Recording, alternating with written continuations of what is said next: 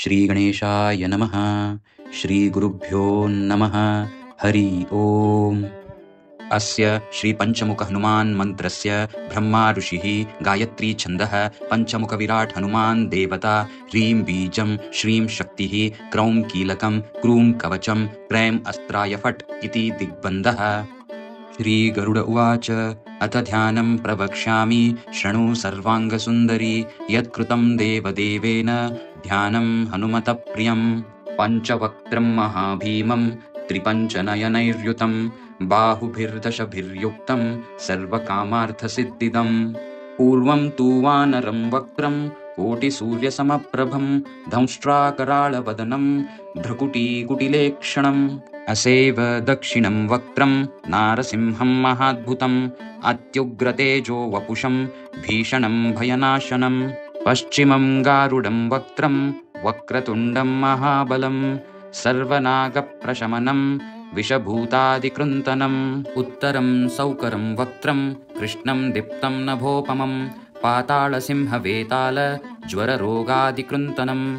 ऊर्ध्वं हयाननं घोरं दानवान्तकरं परं येन वक्त्रेण विप्रेन्द्र तारकाख्यं महासुरं। जघान् शरणं तत्स्यात् सर्वशत्रुहरं परं ध्यात्वा पञ्चमुखं रुद्रं हनुमन्तं दयानिधिं। खड्गं त्रिशूलं खट्वाङ्गं पाशमुङ्कुशपर्वतं मुष्टिं कौमोदकीं वृक्षं धारयन्तं कमण्डलुं। भिन्दिपालं ज्ञानमुद्रां दशभिर्मुनिपुङ्गवम् एतान्यायुधजालानि धारयन्तं भजाम्यहम्।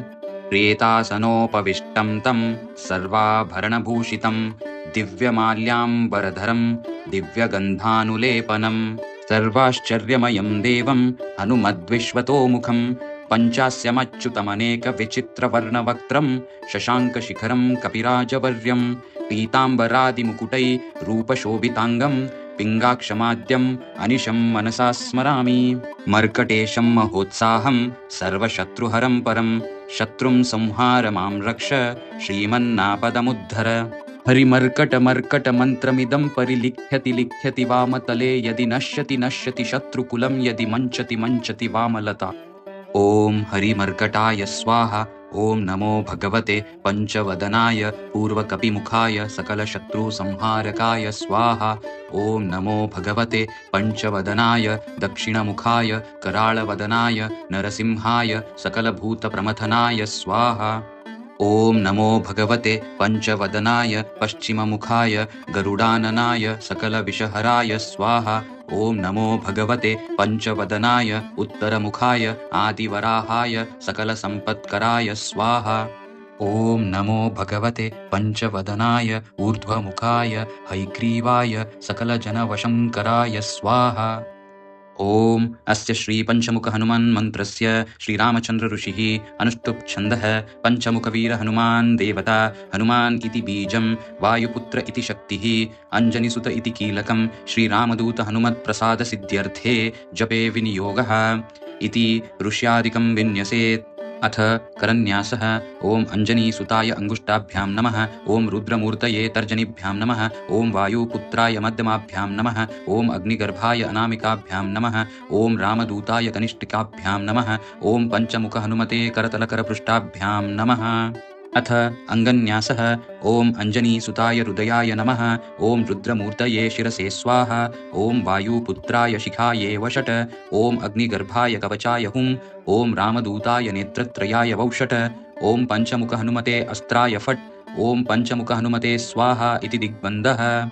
अथ ध्यानं वन्दे वानरनारसिंह खगराट् क्रोडाश्ववक्त्रान्वितं दिव्यालङ्करणं त्रिपञ्चनयनं देदीप्यमानं रुचा हस्ताब्जैरसिखेटपुस्तकसुधा कुम्भाङ्कुशाद्रिं हलं खट्वाङ्गं फणिभूरुहं दशभुजं सर्वारिविरापहम्।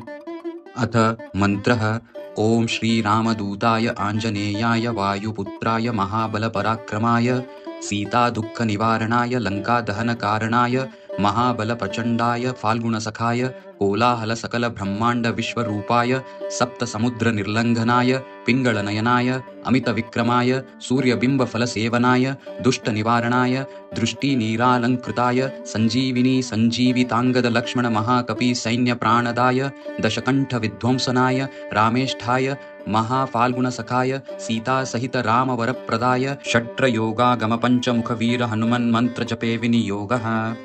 ॐ हरिमर्कटमर्कटाय बं बं बं बं बं वौषट स्वाहा। ॐ हरिमर्कटमर्कटाय फं फं फं फं फं फट् स्वाहा। ॐ हरिमर्कटमर्कटाय खें खें खें खें खें मारणाय स्वाहा। ॐ हरिमर्कटमर्कटाय लुं लुं लुं लुं लुं आकर्षितसकलसम्पत्कराय स्वाहा। ॐ हरिमर्कटमर्कटाय धं धं धं धं धं शत्रुस्तम्भनाय स्वाहा। ॐ टं टं टं टं टं कूर्ममूर्तये पञ्चमुखवीरहनुमते परयन्त्रपरतन्त्रोच्चाटनाय स्वाहा। ॐ कं खं गं घं ङं चं छं झं झं ङिं टं ठं डं ढं नं तं थं दं धं नं पं फं बं भं मं यं रं लं वं शं शं सं हं लं क्षं ञं स्वाहा इति दिग्बन्धः। ॐ पूर्वकपिमुखाय पञ्चमुखहनुमते टं टं टं टं टं सकलशत्रुसंहारणाय स्वाहा। ॐ दक्षिणमुखाय पञ्चमुखहनुमते कराळवदनाय नरसिंहाय ॐ रां ह्रीं रूं रैं रौं रः सकलभूतप्रेतदमनाय स्वाहा। ॐ पश्चिममुखाय गरुडाननाय पञ्चमुखहनुमते मं मं मं मं मं सकलविषहराय स्वाहा। ॐ उत्तरमुखाय आदिवराहाय लं लं लं लं लं नृसिंहाय नीलकण्ठमूर्तये पञ्चमुखहनुमते स्वाहा। ॐ ऊर्ध्वमुखाय हैग्रीवाय रुं रुं रुं रुं रुं रुद्रमूर्तये सकलप्रयोजननिर्वाहकाय स्वाहा।